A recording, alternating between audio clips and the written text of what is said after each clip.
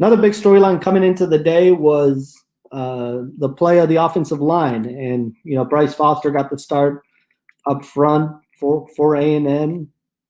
In terms of what the job that they did, I thought Jameer Johnson looked okay, not great, but ultimately, if we go here to the stat line, Kent State finishes with 2 sacks on the night. Not really what you would want to see. I thought they struggled at times, and that they didn't really do a lot to answer the questions that they had coming in. Too many penalties. That's going to be a big thing to fix going forward. And then we kind of saw some of the things that come with a new an experienced offensive line, and that's one thing that is going to have to get fixed going forward. But it's also important to remember it's the first game. It's the first game, and a year ago against Vanderbilt was not pretty either. A&M really struggled. And another area that I think going forward was something that's going to be, that Jimbo Fisher really looks at is their red zone production, 4 to 6 in the red zone. But more importantly, 2 red zone turnovers. And that's when you're trying to come to an elite status, can't have turnovers in the red zone, especially against Kent State, because once you start to get to SEC play, those mistakes are going to be a little bit more costly. So that was the big thing.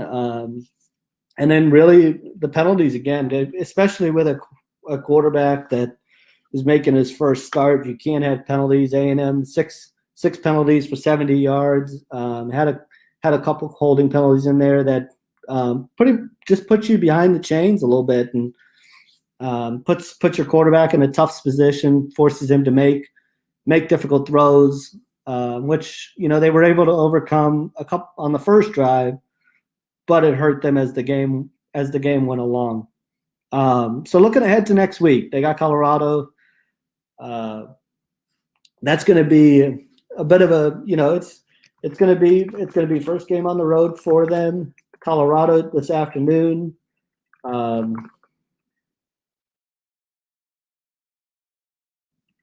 Colorado opened with a win over Northern Colorado, 35-7.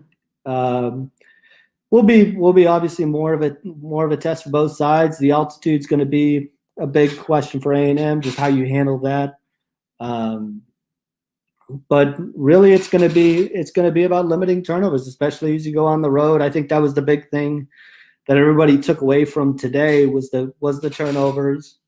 A&M was really good on third down, 9 of 13 on third down. That's really encouraging. That was an area that they really excelled at last season, but with a young quarterback, you don't know what that's going to be like. They limit Kent State to 7 of 18 on third downs, which again is encouraging as a defense.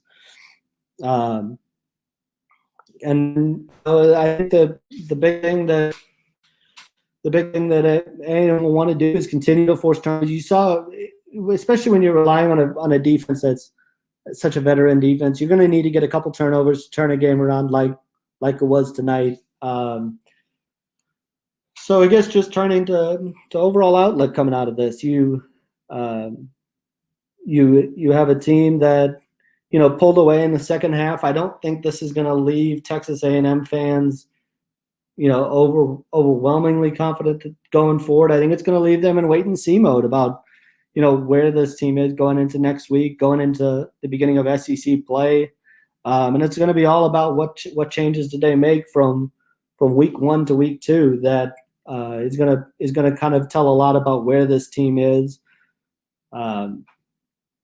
But ultimately, you get a win, you get an opening win. We've seen some teams really struggle in their openers today, and it's something that is certainly you're never going to look perfect in in game one, and I think that's important to remember. Is you kind of get the first one out of the bat, be able to go back and study film, um, but then just moving on to, I guess, three things to like, three things to to be concerned about. The first has to be the running game. A&M runs for um, 303 yards, and that's going to be the formula all year. It's going to begin and end with the running game, and that's going to set up play action. So that was one thing really liked.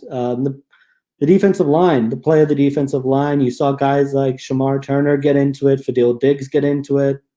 Kind of some of those younger players make plays. A&M was missing quite a few guys on the defensive side of the ball today. Mike Clemens, didn't see McKinley Jackson a ton. Didn't see Miles Jones was not out there. So you saw some young players make some plays, and that's encouraging, obviously, and to go along with the veteran play. And then for me, the other thing I liked about what A&M did, just game plan wise, was they got Haynes King outside the pocket, made reads a little bit easier for him, which really helps. And I think it's going to be something, especially as this offensive line continues to grow and continues to try to develop and build that chemistry. It's going to be important to kind of get Haynes King out of the pocket, be able to use his legs. We saw some of that speed today that has been talked about so much. On the negative side, again, number one for me is red zone production. They've got to be able to finish drives in the red zone. Got to be able to make tight throws and windows. Turnovers are obviously a big thing. They kill the momentum. And then the play of the offensive line, I think it's got to get better, and especially along, Jameer Johnson was brought in as a veteran presence, had the holding penalty, gave up a couple pressures